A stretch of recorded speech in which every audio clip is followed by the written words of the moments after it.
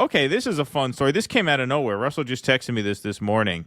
You know, the thing about being on a trip is that you're not glued to Twitter the way you usually are because you're like busy doing things in real life.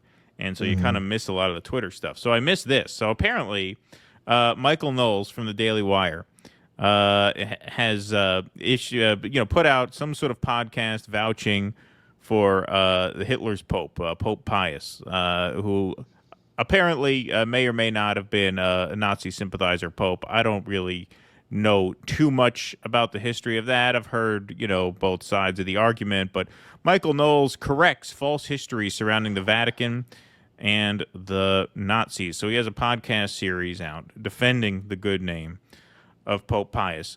So, just to brush up on this very quickly because I didn't have time, whenever there's a question about Hitler or Nazis, I always ask Grok. Grok is my go-to for all things Hitler-related. Grok seems like a very reliable, stable voice on this matter. So Pope Pius the 12th...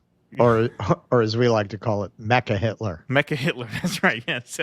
So Pope Pius XII's stance during World War II and his relationship with Nazi Germany are heavily debated. He was not explicitly pro-Hitler, but his actions, or lack thereof, have led to polarized interpretations.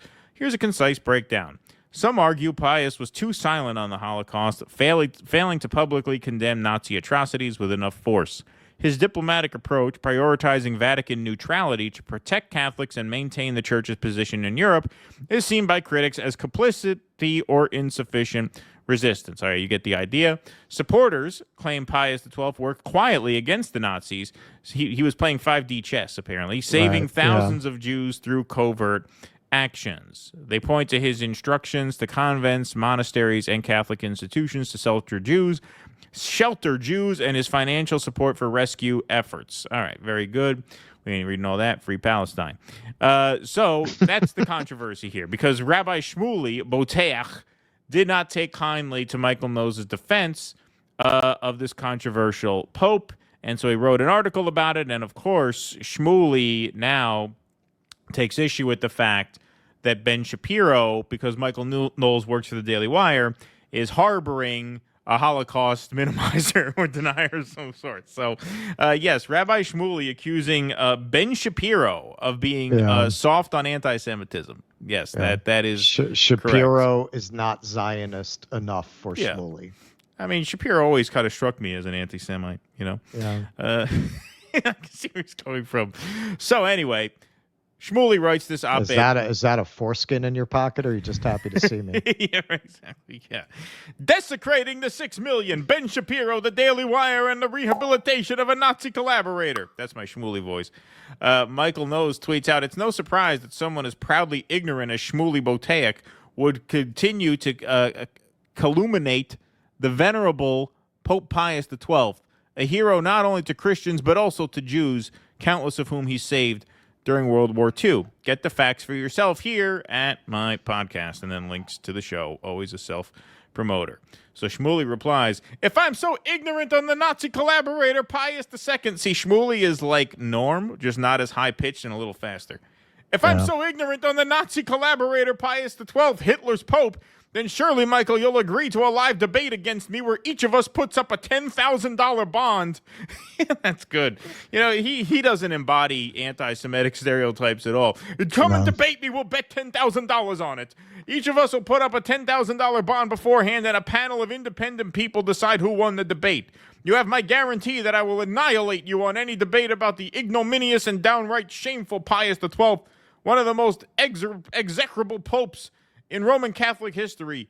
Even the Catholics want no part of Pius, which is why he has not been canonized, beatified, or made into a saint. See, he looked that shit up on Grok.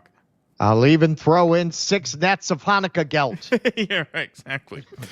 So Michael accepts. Schmoolie, I would be delighted to debate you on the subject. Message me with a good email so our teams can connect and work out the terms for a proper debate. In the meantime, everybody check out my podcast. Yeah. Schmoolie, thank you for accepting, and I apologize ahead of time to the digital decapitation you will experience in the debate. It's nothing personal, and I promise from my side the debate will remain fact-based and academic. But Holocaust revisionists and Holocaust deniers like yourself must see their arguments disemboweled. That's what will happen. Good email for contact, info@schmoolie.com. Yeah, so we should get him on. That's a smart thing to do. Just publish your email address on Twitter like that. Let's make it easy. We do the debate. You probably have to sign up for, like, promotional material, so you'll get, like, dildo ads emailed to you 4 or 5 times a day. Let's make it easy. We do the debate on your show ASAP, and let's thereafter do a live in-person debate as well. My team is awaiting yours. Getting in touch. Blessings, Rabbi Schmoolie. So then, a few comments later, Michael Knowles says, Schmoolie does not appear to have the tightest grip on reality. Nonetheless, he finally put me in touch with his team, which informs me he's traveling, but can debate in person within a few weeks or so. In the meantime, watch my show. Stop lying, Michael Knowles. Stop your pathetic and lame excuses and debate me already, you coward. You sound like Ben Shapiro, who refuses to debate me because he was trimming his beard. I'm traveling in Europe, but we'll debate you on your show tomorrow, Monday, August 25th. I'm 6 hours ahead of Eastern Standard Time. Tell me what time and I will accommodate. You can use ChatGPT, Google, and any other electronic aid. I won't even have a computer or phone. And I promise God willing to decimate you utterly, you Holocaust-denying, sex toy-obsessed, childish coward. I guess Knowles has taken some digs at him for hawking the sex toys. Now agree finally and stop the embarrassing excuses. Give me a time for tomorrow or forever be labeled a coward. Wow, what a pleasant guy. So did you go in the lab and test those on your daughter personally? Right, exactly, yeah. Michael Knowles says, I'm not interested in having you on my show, but as I've said from the beginning, I'm happy to participate in the debate you proposed. Here's the message from your producer regarding your travel, since you seem unaware of it. So Schmoolie is currently traveling abroad and in Europe, but he would be happy to zoom into the show this upcoming week, followed by an in-person debate in New York in a few weeks. We look forward to hearing back from you and starting next steps. Okay, so that's the backstory. Now, all that leads up to this hilarious video, which Schmoolie posted to some of his social media. I didn't see this on his X, but he posted it to his Facebook this morning, and that's where Russell found it. And he sent it to me. So here is Schmoolie ranting about how it's time to expose Ben Shapiro for the anti-Semite by association that he is. And Ben Shapiro harboring anti-Semites like Michael Knowles. This is because Michael Knowles works at the Daily Wire. Okay, so this is Rabbi Schmoolie. This is great. Hi, everyone. In the city of Anne Frank, and Anne Frank's house is just right here on the right. The Anne Frank Museum. It's time to talk about Ben Shapiro. We don't have that many defenders. We just had a sex toy expo at the Anne Frank Museum. It went fantastically well. Said, take these, have fun. Go up in the attic. You can make as much noise as you want. We thought no better way to show our values as Jews than to have a sex toy expo at the site of Anne Frank's hiding spot. That's right. Oh, boy. In global media, which raises the question, how is it that Ben Shapiro, who God has blessed with a high profile, how is it that he's so drawn to anti-Semites? How is it that he's so often not only associates with, but employs anti-Semites? It's time the thing is, a lot of, like, hard right-wing people tend to be anti-Semites. So if you're going to, like, grift in those waters the way Shapiro does, you're going to encounter a decent amount of people who aren't so big on the Jews. That's how he encounters anti-Semites. Well, and to the extent that he does. And he doesn't seem to tolerate them very much. Ask Candace Owens about that. That's, by the way, accepting his premise that she is an anti-Semite, which I wouldn't necessarily grant. But the suggestion that Shapiro is soft on anti-Semitism, again, is just so beyond laughable. You don't even know what to say. And the ones who are what you would consider, supporters of Israel and lovers of Israel, they're just using you for Jesus bait. Of course. They think Jesus is going to come back and you're going to convert or get thrown into the lake of fire. Right. These are your friends. This is the Huckabees. Right. They need you there to bring Jesus back. They're just using you to fulfill biblical prophecy. And the prophecy they believe in assumes that your whole religion is wrong and that you're going to have to abandon it in order to be saved. And if you don't, you're going to be damned. Those are your friends. Yes. We had that conversation. Ben Shapiro created Candace Owens, Clandis Ovens. Clan, she's Clan, absolute grand wizard of the Clan, and Ovens is where she wants us to choose. Yeah, to. we get the joke. We get the joke. It's just not that funny. If Okay. you have to explain a joke, it's not good. Listen, my understanding of Judaism is that you don't explain your jokes, right? Yeah, Jews are supposed to right. be funny enough where we don't have to explain the jokes. So Not that Zionists. it offends me as a Jew that you would explain a joke. You're an embarrassment to Judaism if you have to explain your jokes. If you're Jewish, your jokes should be funny enough where you don't have to explain them. Get it? Clandis Ovens, get it? Get it? Clandis Ovens, Holocaust supporter, get it? Great stuff. Go. How, now you could say maybe he didn't know, but from 2019 and on, when she was praising Hitler, she actually said that she would have no problem with Hitler if he had stayed within his own borders. Do you know what that means? If he was just a nationalist? She would have no problem with Kristallnacht, which took place in Germany, the Nuremberg laws, which took place in Germany, the tens of thousands of Jews before the Holocaust who were sent to Dachau and all the concentration. She would have no problem. And Ben Shapiro continued to employ her for 5 years after that, as she got worse and worse, saying that Israel killed JFK, that Israel is Theodor Herzl was a pedophile, that Israel was created as a haven. He employed her and made money. Okay. I pressured the hell out of him, attacked him nonstop for employing her, and he was forced, because of my pressure, to finally fire her. He wouldn't have done it otherwise. He was making too much money. Now, when you think he'd learn his lesson, and he's never condemned Candace Owens since then, not once, no matter how bad she's gotten. When she said that Jews drink the blood of Christians, which she actually said, she said that the blood libel is actually true, he still didn't criticize her. Now he is not only employing Michael Knowles, a Holocaust revisionist and Holocaust denier, but he's now gotten the Daily Wire to fund a documentary about Hitler's Pope Pius XII. Now, let me just tell you, I've challenged both of them to a debate. Neither of them will do it. I want to just be clear for a second. Without going through all the details, because you can read it, I've written 3 articles since Michael Knowles and Ben Shapiro announced this documentary. It's a disgusting Holocaust-denying documentary about Hitler's Pope. Hey, how's it going? He won't, I fired, he got rid of Candace Owens, and now, he still employs Michael Knowles no matter how much pressure I applied.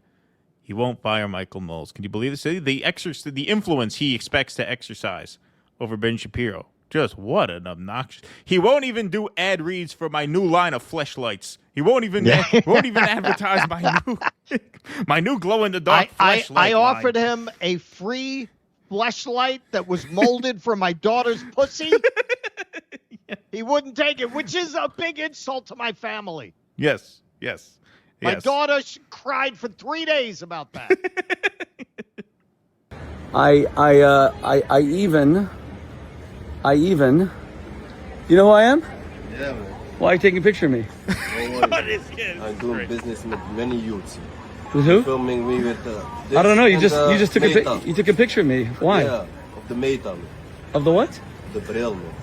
I don't hear you. The what? The Ray-Ban. Oh. It's filming me also, yeah? No, it's not. This is, but doesn't make a difference. You just took a picture of me. Why? Is he accusing him of filming him with his glasses? The Ray-Ban? He's just saying your Ray-Ban is filming me? A good idea for a documentary would just be to follow Schmoolie around. He pulls this shit in Times Square a lot. All the time. All the time. Like, within 20 seconds of an interaction with Schmoolie, he'll call you a Jew hater. Yep. Like, no matter what. No matter what. This happens to him wherever he goes. You're angry about it? Just stop and take a picture of me? Why? I'm just asking why. Now, yeah? Why take a picture of me? I'm not discussing you about Is it my yarmulke? Does it bother you? No. Do you not like Jews? No, Is it my tzitzit? No, man. There's something about you like. Does it bother you? You don't like Jews? That's what this guy does. He rides around on his bike in front of the Anne Frank house to troll Jews. Yeah, I'm sure that's what he does. That's what he does for fun. I liked Jews until approximately 3 minutes ago. Yeah. Does it bother you? You hate Jews? Again, within 20 seconds. So what's wrong? You hate Jews? You just took a picture of me. Why? You're angry about it? Just stop and take a picture of me. Why? I'm just asking why. Now, yeah? Why take a picture of me? I'm not discussing you about Is it my yarmulke? Does it bother you? No, man. Do you not like Jews? Bro, Is it my tzitzit? No, man. There's something about you like Jews. Yeah, man. So what Jews don't you like? Why'd you take a picture of me? Brother, I like you. Okay, brother. Then I'll call you a brother too. Thank you. Yeah. God bless you. Mazal. Take care. Mazal to you Mazal. too. Thank you. I do a lot of mazalito. Okay, good. Go to Belgium, I sell white. Okay, good. No, maybe Good. I'm interested in your Good. wife. So then we have no issue. Good. Yeah. God bless you. Take care. But even the Roman, and that happens to me all the time. Usually Islamists stop me, and I don't know whatever. But even the Roman Catholic Church wants nothing to do with Pius XII. John Paul died in 2009. He was canonized by 2014. It took 9 years. Pius XII died in 1958. It's now 2025. All right, tell it to someone who cares. I'm not interested in the rest of that. Yeah, what an interaction. That is so great. That is so great. So who knew? Who knew? Ben Shapiro, too soft on anti-Semitism for Rabbi Schmoolie. Too soft on anti-Semitism. Wow. This is why I say you're much better off being pro-Palestine because you'll never please these people. But yeah, no. You'll never be Zionist. Netanyahu is not Zionist enough for some of these people. He's constantly having to try to appease people who are further to the right than he is. Right. They were protesting him for allowing in some aid, which he only did to take some of the international pressure off. It's never enough. It's never enough. No. Ben Shapiro is not Zionist. Well, what exposes it? Well, the thing is, what this exposes is that it's all transactional, right? It's all transactional, and that applies to every context. So, of course, Ben Shapiro is sufficiently pro-Israel, but because Schmoolie feels slighted by him that he couldn't get Michael Knowles fired after he got Candace Owens fired, that he feels like what's this guy doing for me now? If this guy's not doing anything for me, he's no good for me, right? It's not even about Zionism or Israel. I mean, how pious, no pun intended, could this guy possibly be with his daughter running around with the sex toy business? Like, he clearly doesn't give a shit. Clearly doesn't really care about anything. It's all about what are you going to do for me? It's all about wheeling and dealing, which is why I say, he is a purveyor of anti-Semitic stereotypes. He is just a comical example of an anti-Semitic stereotype. Like, it is embarrassing as a Jewish guy myself to see this guy walk around. Within 10 seconds, a guy rolls up on his bike. So why are you looking at me? Why are you looking at me? I'm a good. You hate Jews? That's it. That's how you act. That's how you act to people. You glance at this guy. What are you looking at? Do you not like my yarmulke? Wow. Jew? No, not did you eat, but Jew eat. What a guy. What a guy. Please clap.